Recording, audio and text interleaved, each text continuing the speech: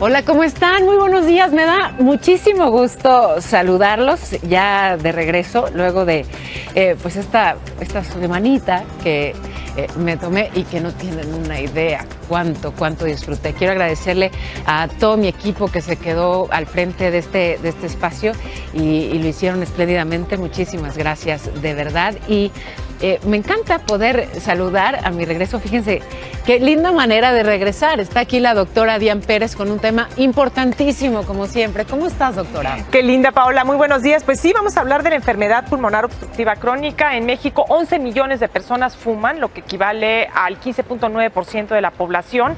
Y desafortunadamente, de esa cifra, 3 millones de adolescentes son los que tienen este hábito y fuman en promedio 3 cigarros al día. Se estima que el Sistema Nacional de Salud eroga más de 60,000 millones de pesos al año para tratar las consecuencias del tabaquismo, y una de las consecuencias más directas del tabaquismo es justamente la enfermedad pulmonar obstructiva crónica. Vamos a ver esto.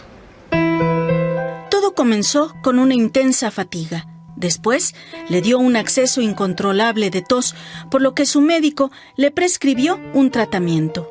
Pero la adicción de Miguel Ángel al cigarro fue más fuerte.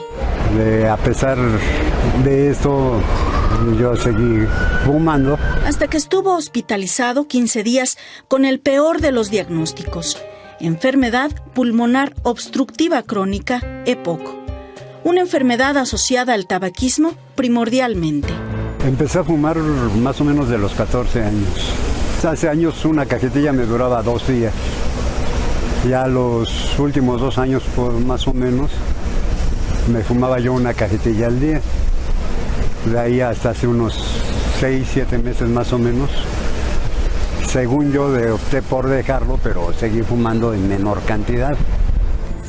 Los síntomas de la EPOC son contundentes: tos con o sin flema, fatiga, falta de aire, muchas infecciones respiratorias, dificultad para tomar aire, que empeora con alguna actividad. Cualquier gente con hábito tabáquico positivo que presentara tos, ¿sí?, de más de 2 semanas de evolución que no se le quita, falta de aire o flema, debería de ir al médico. Una enfermedad incurable que padece alrededor del 8% de la población mayor de 40 años. La enfermedad pulmonar obstructiva crónica, sí, es la 7ª causa de mortalidad en el hombre en el 2015 y en la mujer la 5ª causa de mortalidad.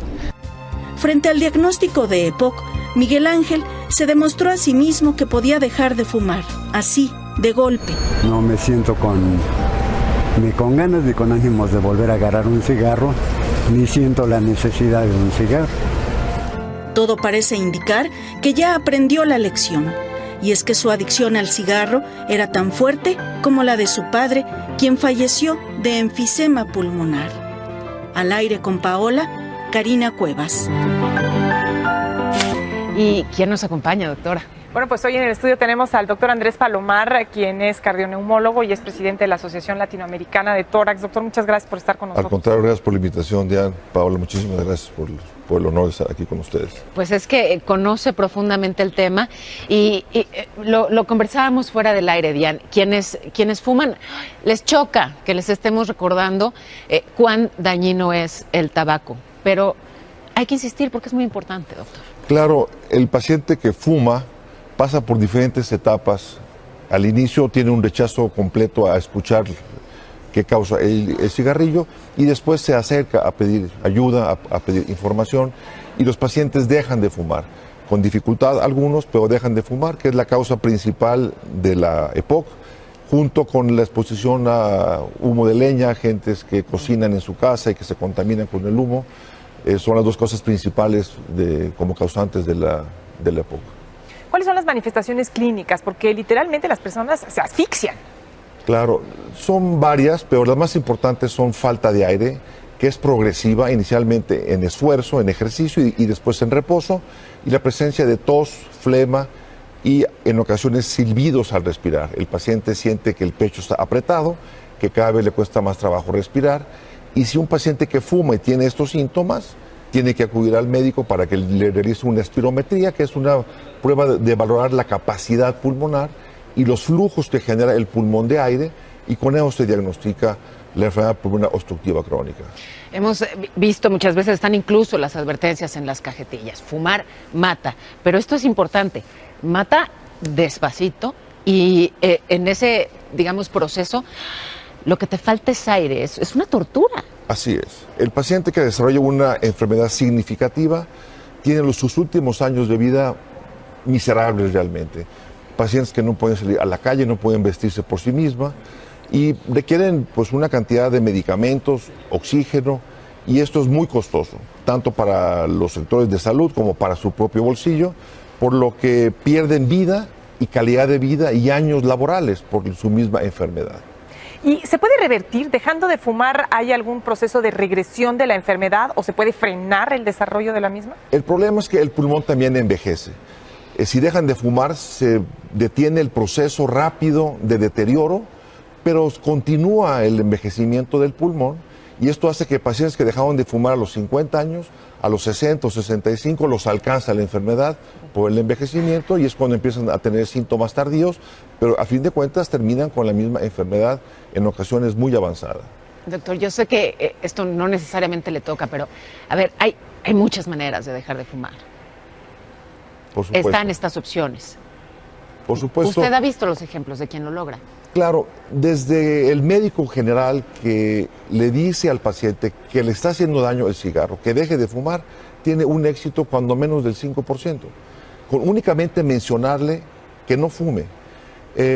Sin embargo, hay pacientes que requieren más que eso, requieren una terapia, a veces un grupo de apoyo, medicamentos para dejar de fumar y el conocer exactamente los beneficios, tanto pulmonares como cardíacos, de dejar de fumar, porque es su mejor inversión de su vida. No van a hacerlo por sus hijos, por sus nietos, háganlo por ellos mismos, porque ellos van a ser los beneficiarios de dejar de fumar. Claro. Pues hay que hacerlo y si usted fuma, pues lo importante es que abandone este hábito porque no nada más ocasiona la enfermedad pulmonar obstructiva crónica, también cáncer, también enfermedades cardiovasculares, así que hay que dejarlo. Doctora, muchísimas gracias, doctor. Gracias de verdad. Es un placer, Gracias a ambos.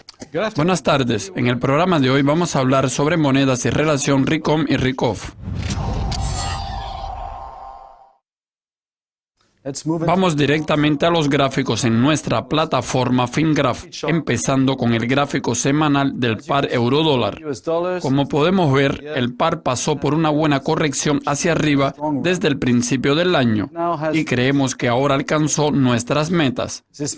Eso significa que el movimiento podría desacelerarse un poco, pero esencialmente aún no ha terminado, porque podría extenderse hasta la parte superior de nuestra área de corrección, posiblemente hasta finales de este año o inicios de 2018, y probablemente alcanzará sus metas entre los niveles 1.16 y 1.23. Por lo tanto, el euro sigue corriendo hacia arriba a largo plazo.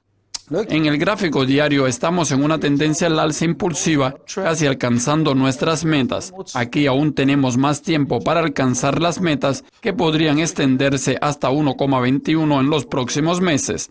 Dicho eso, estamos lentamente entrando a territorio de sobrecompra y los sobres se están tocando. El índice de riesgo aún no ha comenzado a revertirse, pero la relación riesgo-recompensa está empezando a deteriorarse.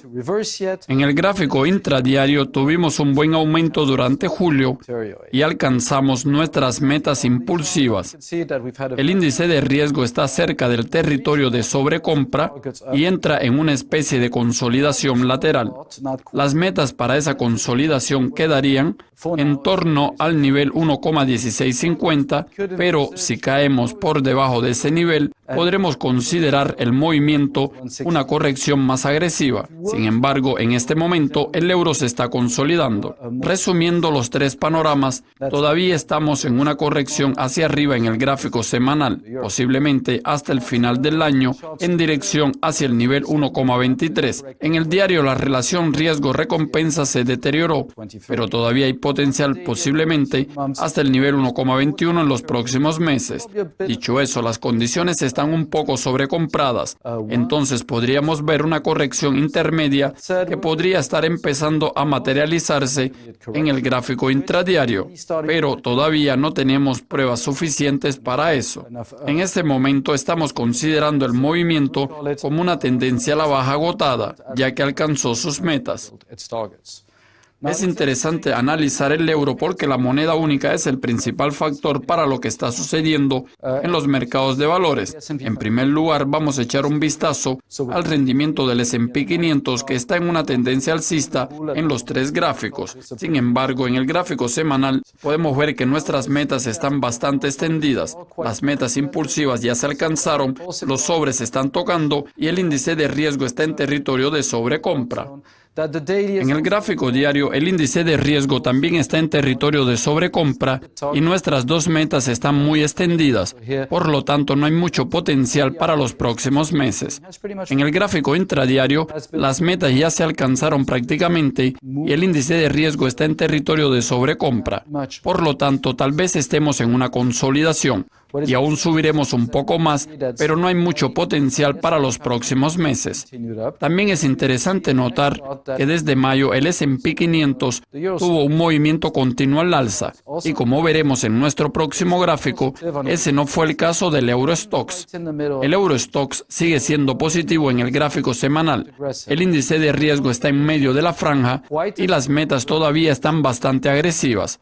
Por lo tanto, a pesar de que el escenario no es tan bueno como en el mediano y corto plazo, si logramos acelerar hasta finales del año o inicio de 2018, el potencial del Eurostoxx será mayor en comparación con el S&P 500, que ya está muy extendido. Dicho eso, en este momento, el principal factor para el Eurostoxx es el euro, que ha estado muy fuerte. Desde principios de mayo, el Eurostoxx pasó por una consolidación y es interesante notar que el movimiento no es muy diferente del S&P 500. La consolidación desde principios de mayo en Europa fue causada por la fuerza del par euro-dólar, pues en términos de dólares, los mercados europeos se mantuvieron al alza, mientras que el desempeño reciente de los mercados de valores de Estados Unidos es consecuencia de la debilidad del dólar, ya que en términos de euros, el S&P 500 ha consolidado hacia abajo. Además de eso, en este momento, el par euro-dólar es el principal factor para el Eurostoxx.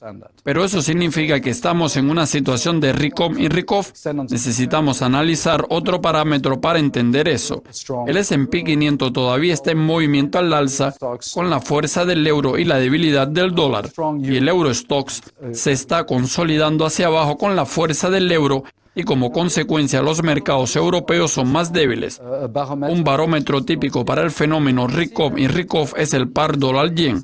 Como podemos ver, la tendencia al alza todavía continúa, pero está prácticamente estancada en este momento. En el diario podemos ver una corrección intermedia bastante fuerte que podría alcanzar niveles cercanos a 108 o 107. Y como podemos ver en el gráfico intradiario, ese movimiento podría estar casi agotándose. Dicho eso, considerando ese clima actual de risk-off, el par probablemente no será el mejor indicador porque la cuestión aquí es la debilidad del dólar. Entonces, vamos a echar un vistazo al par euro-yen como un mejor indicador de risk-on, risk-off. En el gráfico semanal, el par aceleró bastante desde mediados del año pasado y también alcanzó sus metas de corrección entre 126 y 135, pero todavía hay potencial. Por otra parte, en el gráfico diario, el par también alcanzó sus metas y los sobres se están tocando. Aunque el índice de riesgo aún no está en territorio de sobrecompra, el movimiento podría estar agotándose lentamente. En el gráfico intradiario, nosotros ya casi alcanzamos las metas. Los sobres se están tocando y aún no entramos en territorio de sobrecompra, pero ya notamos un poco de consolidación aquí. Por lo tanto, en general, la situación de risk-off todavía no está clara, pero el fuerte movimiento de risk-on desde abril se está agotando lentamente. Otro indicador del fenómeno Ricom-Ricoff es el oro, que sigue siendo negativo en el gráfico semanal, pero ya está positivo de nuevo en el gráfico diario y muestra mucho potencial, indicando un escenario muy Ricoff. Por otra parte, podemos decir que en el gráfico intradiario la tendencia es al alza, pero parece que está agotada. En cierto modo, el oro también está muy influenciado por el dólar, pues se cotiza en dólares estadounidenses. Entonces vamos a echar un vistazo al oro cotizado en euros para tener una mejor idea de la situación Ricom-Ricoff. En el gráfico semanal todavía estamos en una corrección hacia abajo. En el diario todavía tenemos algún potencial y en el gráfico intradiario, a pesar de que el índice de riesgo está en territorio de sobreventa, una reversión todavía podría tardarse una semana o más. Por lo tanto, en este momento tenemos una fuerte señal de Ricoff. Y finalmente es posible que el oro frente al S&P 500 sea un mejor indicador de un escenario Ricom-Ricoff y podría provocar alguna consolidación en los valores. En el gráfico semanal, el índice de riesgo está sobrevendido, las metas se alcanzaron y los sobres se están tocando. En el diario, la situación está parecida. El índice de riesgo ha estado en territorio de sobreventa por algún tiempo, las metas se alcanzaron y los sobres se están tocando. En el gráfico intradiario tuvimos un movimiento inicial al alza, pero estamos en una consolidación hacia abajo y tendremos que mantener esos niveles. Sin embargo, si conseguimos acelerar aquí, podríamos considerar una situación de Ricoff. A pesar de que las señales son bastante sutiles en este momento, ese escenario podría materializarse hasta finales de agosto. Gracias por vernos y hasta luego. Vamos con los ganadores y perdedores de la sesión de hoy. Nos acompañan Juan Carlos Minero, director de inversiones de Black Wall Street Capital, y Guillermo Delgado, director de operaciones de Black Wall Street Capital. ¿Qué tal? Bienvenidos. Susana, buenas tardes. Hola Susana, buenas tardes. Pues Juan Carlos, tras un fin de semana sin novedades en torno a las amenazas de Corea del Norte para con Estados Unidos, ¿cómo se comportó el mercado este lunes? Cuéntanos.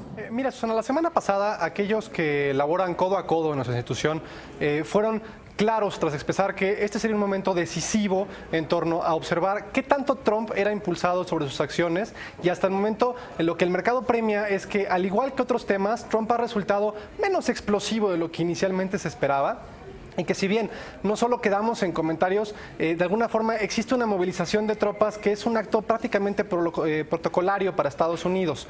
Y de momento no estamos observando que Trump pues termine siendo el primero en tomar acción, pero no podemos olvidar que Corea del Norte pues está en manos de personas mucho más complicadas que Trump, ¿no? A fin de cuentas, en los últimos años las acciones han pasado pues no más allá de los encabezados de los medios tradicionales, y la bolsa parece que nuevamente solo vivió una toma de utilidad desordenada, ¿no? Dentro de lo que viene siendo un ciclo alcista que, si bien sigue reflejando un mercado que está caro en términos internacionales por términos de múltiplos, el suceso pareciera que será, este suceso no pareciera que será el que desencadene mayores ajustes de momento, ¿no? Entonces yo pensaría que sí es inteligente no descartar o mantener o integrar activos de cobertura en el portafolio de inversión que sean mayormente o pasivos, o que busquen seguir aprovechando las alzas del ciclo alcista que se está de alguna forma dando, ¿no? No olvidemos que estamos comenzando con la regulación del Tratado de Libre Comercio, como bien mencionabas, y que si bien deberíamos estar pasando sin mayores contratiempos esta renegociación, es muy importante que vamos a ver volatilidad en estas semanas que están por venir.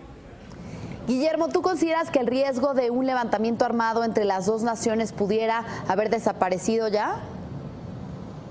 Nosotros creemos que las tensiones geopolíticas todavía no han terminado. Sí, hay que ver cómo se van desarrollando. El tono ha bajado, ya no es tan hostil como en un principio se había estado escuchando, que incluso llegaron a hacer algunas amenazas entre ellos. Pero también hay que ver que Donald Trump ya también mencionó la parte de Venezuela, que en caso de que siga esta situación en Venezuela, va a tener que intervenir, o lo está evaluando, intervenir militarmente. Ahora, ya por parte de Nicolás Maduro, su hijo específicamente salió a comentar que en caso de que Donald Trump invada militarmente Venezuela, ya él estaría tomando consecuencias y lanzó una especie de amenaza acerca de tomar y llegar a la Casa Armada y a la Casa Blanca con rifles y armas. Creemos que esto, hay que ver, vuelvo a repetir, cómo se va desarrollando esta negociación, uno, del Tratado de Libre Comercio, dos, la parte de Corea del Norte con Estados Unidos, y ahora también incluir la parte de el hijo de Nicolás Maduro específicamente con Estados Unidos. Claro, habrá que ver cómo se van desarrollando. Por otro lado, Juan Carlos, este miércoles el Instituto Federal de Telecomunicaciones discutirá si la tarifa de interconexión llamada tarifa cero desaparece o se ratifica. ¿Cómo consideras que pudiera ser la reacción de las acciones del sector en telecomunicaciones? Mira, Susana, definitivamente lo mejor sería que se ratifique la constitucionalidad de la medida asimétrica que prohíbe a la gente preponderante, en este caso América Móvil, a cobrar por una terminación de sus llamadas en las redes. Es importante recordar que deshacer esa tarifa cero tendrá repercusiones en la competencia y posteriormente en el bolsillo de quienes están pagando por estos servicios, ¿no? No olvidemos que uno de los grandes soportes de la reforma de telecomunicaciones fue esa tarifa de interconexión que permitía a grupos como AT&T entrar a participar a México, ¿no? Y a la vez que generaba alianzas importantes y adquisiciones en el sector. Susana, definitivamente estamos en medio de un suceso que consideramos muy importante, ¿no? Pareciera que principalmente tenemos implicaciones políticas y no necesariamente de carácter empresarial. Yo muy en lo personal considero que el sector de telecomunicaciones al momento es de los más atractivos y para los siguientes años también, ¿no? Esta votación pudiera dar puerta a que se elabore nuevamente otra propuesta que resulte en condiciones similares a las de la tarifa cero, más justas, y que se espere mayormente que se resuelva con argumentos jurídicos, ¿no? Esto está claro entre los involucrados y lo reafirmamos, ya que al solo fallar a favor de Carlos Slim implicaríamos realmente factores negativos, ¿no? No nada en términos positivos. Guillermo, adicionalmente el Instituto Federal de Telecomunicaciones resolvió que América Móvil no puede entrar en competencia por más espectro en la primera etapa de la licitación de 130 MHz de la banda de 2.5. Esto con la finalidad de dar al resto del mercado pues más oportunidades de competir. Entonces, ¿tú consideras que esto pudiera estar avanzando algo sobre cómo el IFETEL fallará sobre la tarifa cero? Me parece que no. Deben de ser decisiones totalmente independientes. Hay que ver que en esta parte de la licitación únicamente América Móvil va a poder participar en la segunda y tercera ronda. Telefónica, AT&T, el consorcio Altán, me parece que van a ser los más grandes beneficiados y el sector en general al poder participar desde la primera ronda y excluyendo al más preponderante, como ahorita lo comentaba Juan Carlos, de la primera ronda. Hay que recordar que únicamente América Móvil, por más de que va a participar en la segunda y tercera ronda, únicamente se puede llevar hasta el 40% de megahertz. Entonces, nos parece que Altán y AT&T pueden ser las más grandes beneficiadas, pueden empezar a generar ya una estructura mucho más sólida. Y ahora hay que recordar también que el consorcio Altán, que está incluido Axtel en ese consorcio, puede ser uno de los más grandes ganadores. Hay que recordar del proyecto de la red compartida que ganaron en meses pasados, y esto podría consolidarlos de mejor forma y podrían empezar a realizar mejores capitalizaciones de todas estas inversiones que están haciendo hacia 2018 y 2019. Juan Carlos, con el inicio formal de la renegociación del Tratado de Libre Comercio de América del Norte, de la cual decíamos que inicia este miércoles, ¿cuáles observan que son los desafíos principales que México tiene para llevar a cabo este proceso de manera exitosa? Pues mira, Susana, definitivamente el tema que mayormente nos preocupa es el tiempo. Pues si bien ya se tiene delineado un calendario más o menos específico para poder llevar a cabo este importante evento, ante cualquier reto que retrasara el mismo, pudiéramos no estar listos para que este se firme con el actual presidente en término, ¿no? Entonces, lo que pudiera cambiar significativamente el escenario de una renegociación sin contratiempos, ya que siempre está en puerta que otro presidente, ya indistinto de su partido, quisiera repasar e involucrar nuevos temas, ya incluso en términos en donde se usen como candidatos a favor de, oye, ¿cómo voy a negociar el Telecán, ¿no? En temas de propuestas de elecciones. De momento, Susana, debemos confiar en que los involucrados en este proceso resulten, como lo han demostrado en sus cargos de los últimos 30 años, que tienen capacidad para terminar la tarea en tiempo y en forma. Bien, Guillermo, el peso pareciera fortalecerse a pesar de la volatilidad y los conflictos geopolíticos. ¿Dónde estimas se encuentra su rango de operación en las siguientes semanas? ¿Qué puedes comentarnos al respecto? ¿Qué esperamos? Pues mira, como bien lo hemos comentado, las tensiones geopolíticas es lo que ahorita están moviendo en mayormente el tipo de cambio y la volatilidad. Hay que recordar que la volatilidad la semana pasada incrementó cerca del 78% en 3 días, de miércoles a viernes, conforme se fueron tornando más hostiles estas discusiones entre Corea del Norte y Estados Unidos. El tipo de cambio, a partir del 20 de julio había mostrado una tendencia, un cambio de tendencia ligero, tocó piso 17.40, un nivel Fibonacci considerando el alza de 2012 al máximo de 22 pesos. Por ahí era un punto clave, 17.42, 17.45 me parece que lo aguantó bastante bien y regresó a probar la media móvil exponencial de 50 sesiones que no la ha podido romper al alza. Mientras no haya un rompimiento al alza, creemos que muy difícilmente va a haber un cambio de sentimiento y que podría irse a 18.50. Pero hay que recordar que estas tensiones que estamos viendo, y ahora si le agregamos el factor del Tratado de Libre Comercio, si se puede complicar para México en específico, creemos que puede romper esta media móvil exponencial de 50 días al alza, podríamos verlo en 18.50. Si no hay catalizadores, me parece que vamos a ver una tendencia baja, vamos a ver una consolidación sobre 17.50 y probablemente el rango esté en 17.50, 18 pesos sin catalizadores importantes. Hay que volver a ver las posiciones en Chicago y hay que seguir viendo los inventarios de petróleo semana a semana, que son los principales factores que ahorita afectan al tipo de cambio. Bien, pues muchos temas que sin duda en estos días impactarán a los mercados. El tema Corea del Norte con Estados Unidos, el Tratado de Libre Comercio de América del Norte, también América Móvil. Ya lo estaremos platicando con ustedes. Gracias. Juan Carlos Minero, director de inversiones de Black Wall Street Capital, y Guillermo Delgado, director de operaciones de la firma. Muy buenas tardes. Buenas tardes. Buenas tardes, Susana. Gracias. Sé que de cualquier forma el dólar se recuperará, entonces el precio del café acabará sufriendo. Carly Garney de Calen Trading.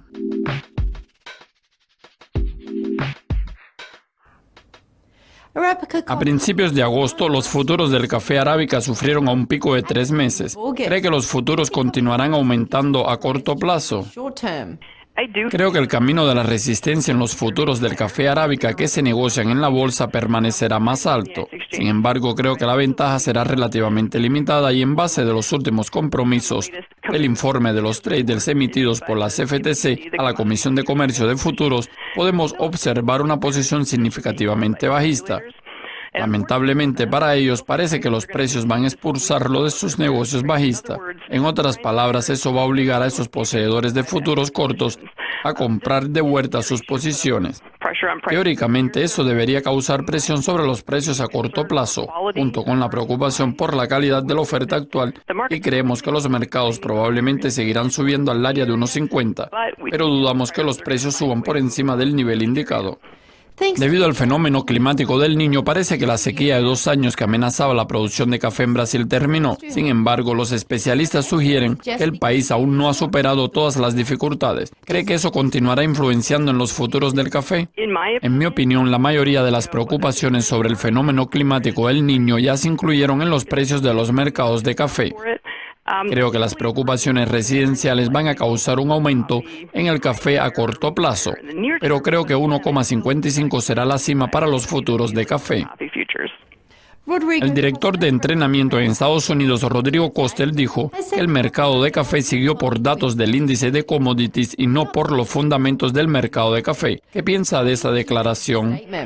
Estoy de acuerdo en que los mercados de café han estado influenciados por factores externos. Eso no tiene que ver siempre con la oferta y la demanda, pero creo que eso es la correlación con otras materias primas y es el resultado directo de cambios en el mercado de Forex. Por ejemplo, cuando el dólar estadounidense se debilita, a continuación los precios de las materias primas en dólares caen y sabemos que los precios bajos atraen a la demanda. Al mismo tiempo, el dólar fuerte a menudo causa presión a las materias primas en dólares debido a la demanda desalentada. Sabemos que el dólar estadounidense cayó 7% este año. Eso ofreció cierto apoyo a los mercados de materias primas, incluyendo el café.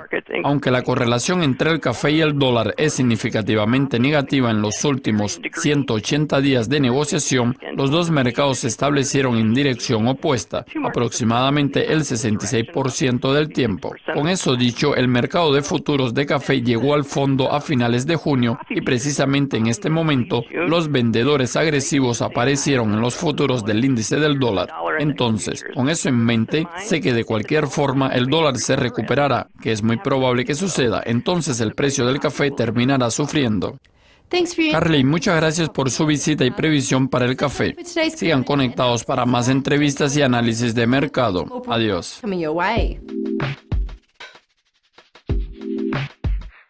Proteja su rostro contra tiros como una máscara que parece haber salido directamente del juego Call of Duty. Pedalea al trabajo en la bicicleta futurista Ciclotron y hace una barbacoa con carbón de excrementos.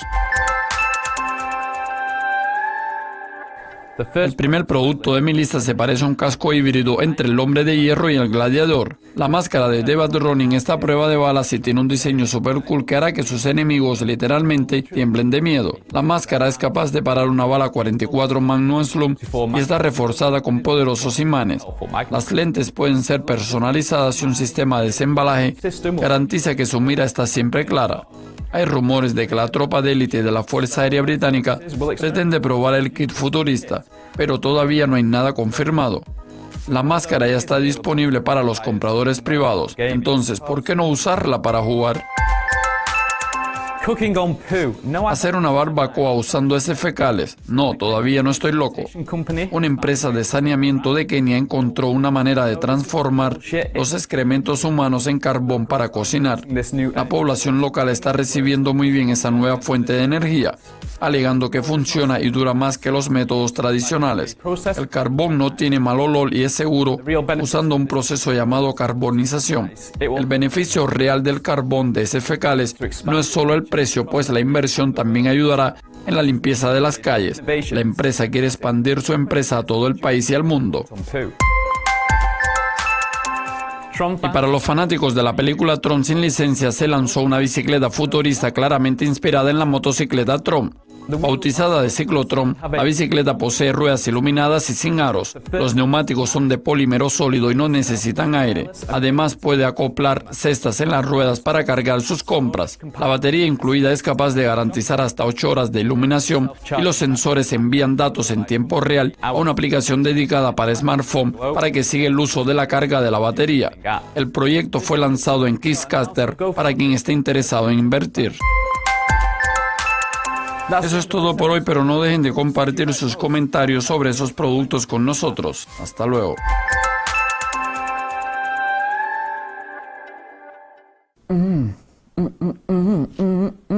IT. I said IT. Industry. IT. IT. Industry. I said IT. IT. Industry. IT in the industry. IT in the what? Industry. El calentamiento global tiene resultados catastróficos que son evidentes en los cambios extremos del clima y expertos advierten que habrá una mayor devastación ambiental. Van a haber más tormentas y tormentas más fuertes, periodos de sequía.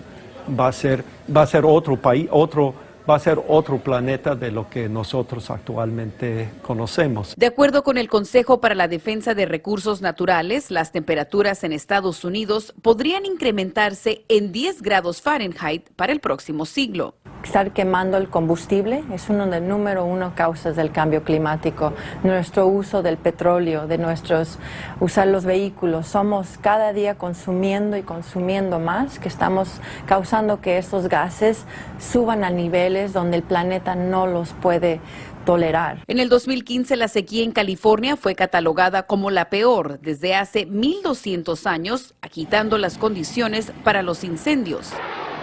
Y las intensas olas de calor en el suroeste aumentaron la frecuencia e intensidad de los miles de fuegos registrados. California depende de la nieve que cae en la Sierra Nevada para tener agua. Y si hay menos y menos agua, y estamos usando esa poca agua que nos queda para apagar los incendios, estamos en una crisis. Este año la ola de calor rompió temperaturas récord en varias ciudades. Aquí en Phoenix llegó a 119 grados Fahrenheit, una de las más altas en su historia, causando que la calidad del aire sea dañina y ha sido clasificada como una de las ciudades más contaminadas del país. La contaminación compite con la ciudad de Los Ángeles y la ciudad de Nueva York y de Chicago. La creciente potencia de las tormentas y huracanes también está vinculada al calentamiento del planeta.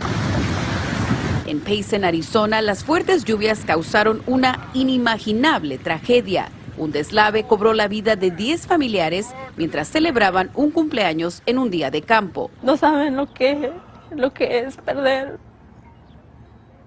5 miembros de la familia. Expertos aseguran que el futuro de nuestro planeta está en nuestras manos.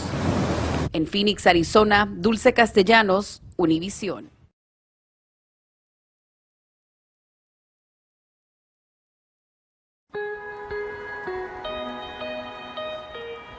La Torre Eiffel se alza en el corazón de la capital francesa.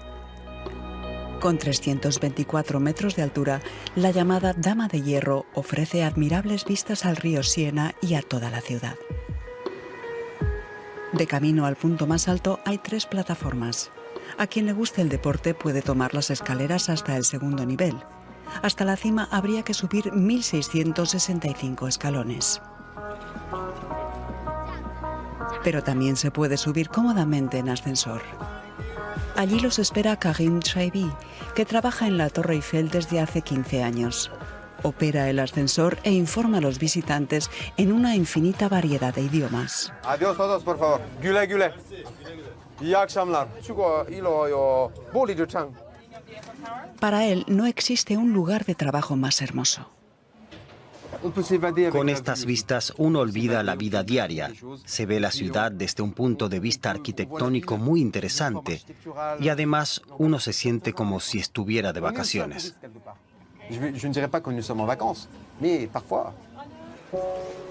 La primera plataforma se encuentra a unos 60 metros de altura. Sus atracciones son la soleada terraza y la exposición que rodea la torre y narra la historia de la misma.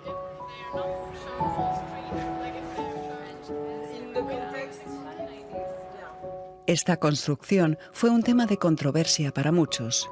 Cuando el ingeniero que le dio su nombre, Gustave Eiffel, hizo construirla para la Exposición Universal de 1889, artistas e intelectuales la consideraron una vergüenza. El escritor Léo Blois la describió como una farola verdaderamente trágica. Para los parisinos era una estructura industrial que contrastaba con la belleza clásica de la ciudad.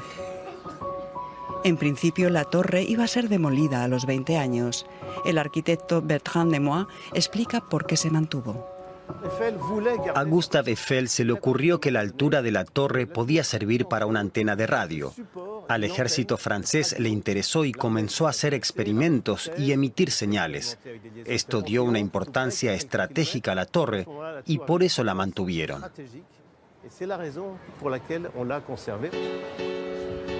Las vistas son impresionantes desde cualquier punto de la torre, pero en especial desde la segunda y tercera plantas.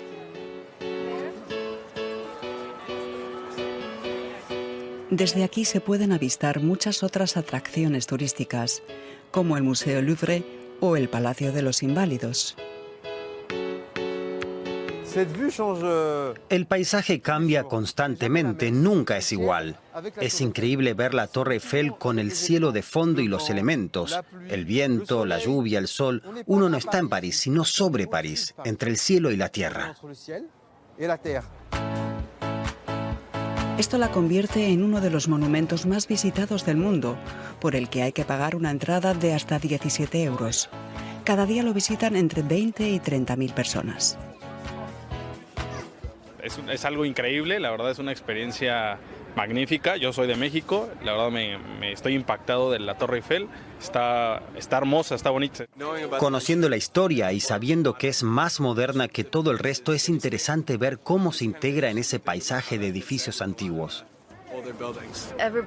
Todo el que viene aquí puede sentirse feliz y convertir un sueño en realidad. Y como no, aquí no puede faltar la foto de recuerdo. Los espectadores de Euromax también nos enviaron sus fotos de la Torre Eiffel.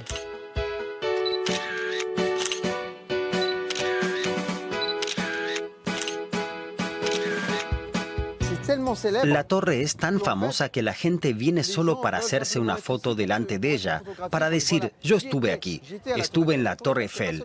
No es solo un monumento, es un símbolo de la vida en París. Y para los noctámbulos, un momento estelar. Cuando cae la noche, la Torre Eiffel se ilumina. Entonces este monumento emblemático luce en todo su esplendor.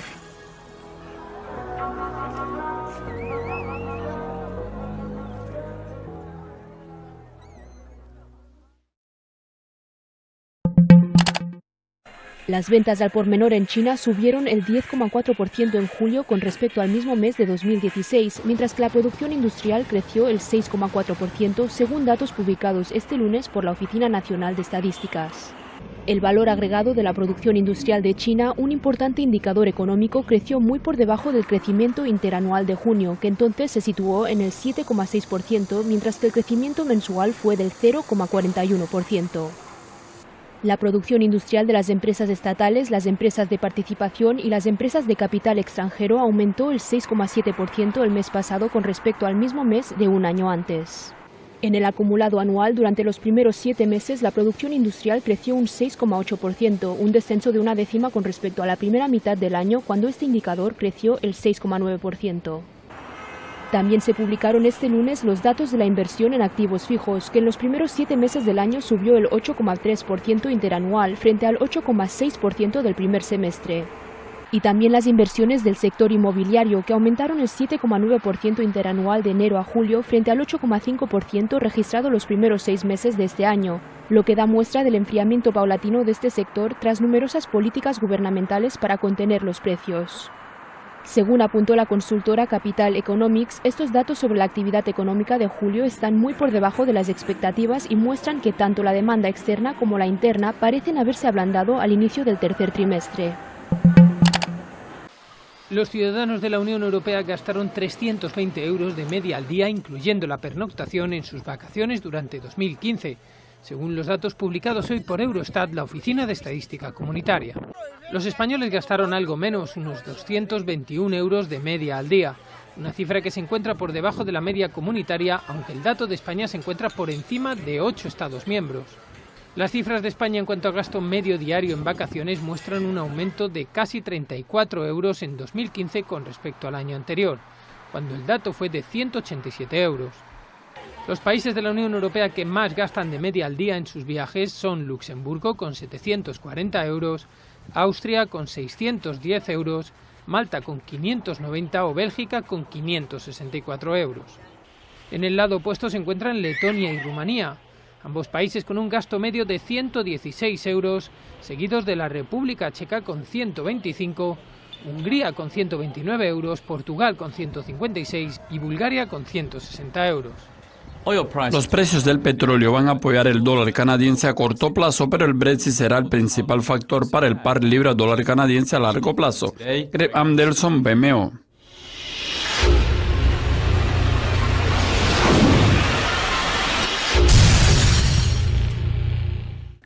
La semana pasada el par libra-dólar canadiense comenzó a caer. ¿Espera que esa tendencia continúe a corto plazo? Sí, nuestra expectativa es que el par caiga un poco más a nuestra meta de 1,6380, con base en nuestro escenario para las dos monedas. ¿Cómo reaccionó el dólar canadiense al aumento de los precios de las commodities? El dólar canadiense se recuperó sustancialmente durante los últimos 3 meses y fue la moneda del Grupo 10 con mejor desempeño. Parte de eso se debe al aumento de los precios de las commodities, pero el aumento repentino de la tasa de interés por parte del Banco de Canadá también ayudó. Por lo tanto, todavía hay más potencial de apreciación con los precios más altos de las commodities. ¿Cuál será el principal factor para el par a largo plazo?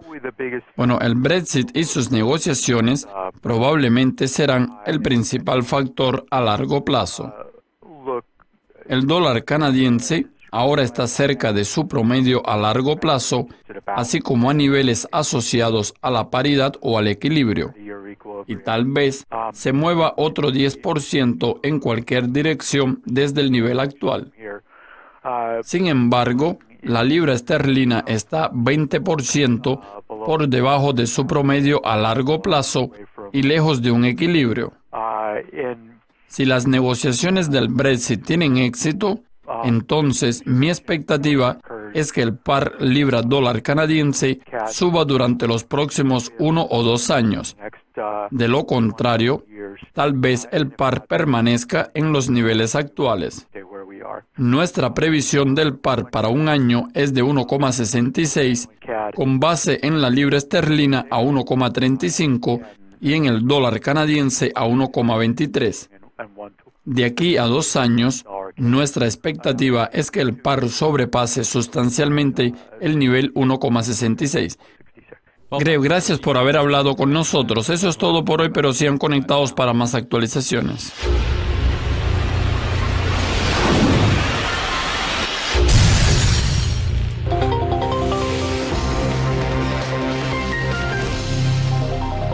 Bueno, ya cerraron las operaciones de la Bolsa de Valores de Nueva York. Allí está José Luis de Haro para hablar del otro cierre, el cierre de temporada de informes trimestrales. Y qué fiesta, ¿eh? Menuda fiesta, Gaby, y lo hemos visto con el cierre aquí en Wall Street, con esas subidas para el Dow Jones de más de 130 puntos, y parece que ese balance de la temporada de resultados correspondientes al segundo trimestre del año es bueno. Estamos viendo uno de los mejores trimestres desde 2011 y eso apunta a que la segunda mitad del año que estamos viviendo ya podría ser buena para las empresas estadounidenses. Mientras tanto, nos quedamos con el calendario de referencias que vamos a tener esta semana. Quizás una de las más importantes va a ser esa publicación de las actas o las minutas de la última reunión de política monetaria de la Reserva Federal. Seguimos buscando algún tipo de señal sobre cuál va a ser esa hoja de ruta por parte de la Reserva Federal a la hora de reducir su balance. También si veremos una tercera subida de tipos de interés. Mañana martes, ventas minoristas, muy importante para ver si vamos a ver también algún tipo de repunte en la inflación. Esos resultados de Walmart que van a llegar el próximo jueves baraja en estos momentos un beneficio por acción de $1,21, unos ingresos de alrededor de 122.800 millones de dólares. Y por último, el viernes vamos a ver esa confianza del consumidor en una semana que por supuesto va a estar marcada por esa primera ronda de negociaciones del NAFTA. Y ya empezamos con el prólogo chino, por cierto. Oye, un rumor interesante. Últimamente hemos tocado mucho temas tecnológicas, pero hay razón. Apple y la aseguradora Aetna estarían en conversaciones que podrían llevar a que el Apple Watch sea distribuido a millones de personas. ¿Cuántas? Oye, ¿23 millones? 23 millones, Gaby. Estamos hablando de un importante número de distribución para Apple en un momento en el que en el segundo trimestre el Apple Watch quedaba en tercera posición según las principales consultoras después de haber repartido poco más de 2,7 millones de unidades. Le superan Fitbit con cerca de 3,4 millones y la china Xiaomi con cerca de 3,7 millones. Con lo cual, estas posibles conversaciones con Aetna abrirían la puerta a poder alcanzar un público de 23 millones de clientes. Tenemos que recordar que Aetna ya ofrece el Apple Watch a sus 50.000 empleados y como parte de este posible acuerdo podríamos ver cómo se llega a poder ofrecer a los clientes posibles contratos que ofrezcan el Apple Watch de forma gratuita o con grandes rebajas, y esto va a suponer un gran posicionamiento para Apple para uno de sus productos después del iPhone, que sigue siendo ese gran producto de la compañía, que es el que realmente realiza la rentabilidad de la de Cupertino. Pues te cuento que aquí ya entre el equipo empezamos a recordar cuál es mi aseguradora, porque hay quienes ya están pensando para ver si es que les llega el producto. A ver si nos toca. Exactamente.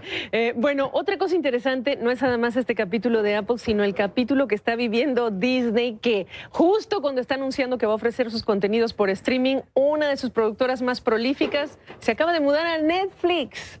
Ahí está el contraataque, Gaby. Hemos visto cómo durante la jornada del lunes conocíamos cómo Netflix va a fichar a Shonda Rhimes, la creadora de shows de televisión tan importantes como Scandal, Anatomía de Grey, también Getting Away with Murder. Con lo cual esto supone una carrera más en la creación de contenidos. La semana pasada veíamos cómo Amazon también fichaba al creador de The Walking Dead, y esto supone un revés importante para ABC, que recordemos es parte de Disney, en un momento en el que la compañía veía cómo ese beneficio operativo de los canales de televisión, en donde se incluía también tanto los canales Disney como ABC y como ESPN, cayendo el beneficio operativo en el entorno de un 22-23%, con lo cual vamos a tener que ver cuál es esa evolución. Parece que Shonda Rhimes está contenta de irse a Netflix, donde sobre todo el ritmo de trabajo es mucho más diferente que el del broadcasting en televisión, y sobre todo tenemos que tener en cuenta cómo Netflix está apostando por los contenidos, invirtiendo $6.000 millones este año. La mitad es lo que invierte HBO y parece que 5 veces menos es lo que invierte Showtime en estos momentos en contenidos. No es lo mismo la televisión como la de ABC que lo que va a buscar hacer... Ay, por aquí estoy. Lo que va a buscar hacer Netflix con ella. Vamos a ver si tiene éxito, pero lo cierto es que sí le generaba éxito a esta cadena de televisión del conglomerado Disney. José Luis de Haro, ya veo que está medio mundo pendiente el personal de limpieza para pasar por donde tú estás. Gracias por acompañarme, nos vemos pronto. Hasta luego.